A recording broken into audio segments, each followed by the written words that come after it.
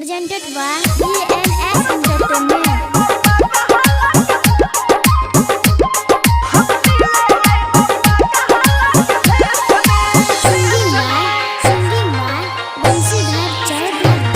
केना के जीवो हम गे तू डाके जेभी गम गे केना के जीवो हम गे तू डाके जेभी गम गे यतने बतलाई दे रहबे कौन देश में तोरा ससुराल अइबो पागला के भेष में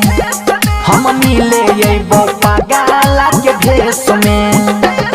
केना के जीवो हम गे तू डाके जेभी गम गे केना के जीवो हम गे तू डाके जेभी गम गे यतने बतलाई दे रहबे कौन देश में तोरा ससुराल अइबो पागला के भेष में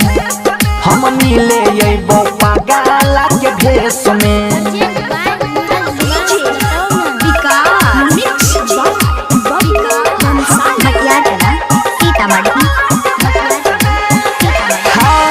मारी लेबो चाकू दिल में हाथ लेबो चीर गे तोरा खातिर बह न जाइबो छौड़िया फकीर गे छौड़िया फकीर गे मारी लेबो चाकू दिल में हाथ लेबो चीर गे तोरा खातिर बह न जाइबो छौड़िया फकीर गे बचपन के छियो यार गे हम करे रही प्यार गे बचपन के छियो याद गे हम करे रही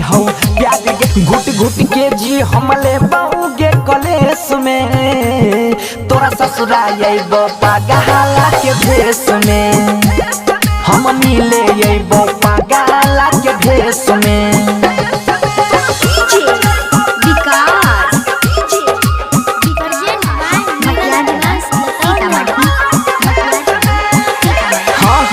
क्रिया छौरी देन रिहिया असगे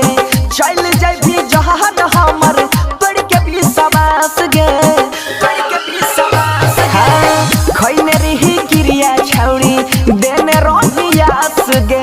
चल जाबी जहान हमर पड़ के भी सवास गे कहै छौ बनसी धर गे सुधीर के जई में घर गे कहै छौ बनसी धर गे जई में सुधीर के घर गे सोनू अजैया फसतौ बड़का केस में तोरा ससुराल अइबो पागला के भेष में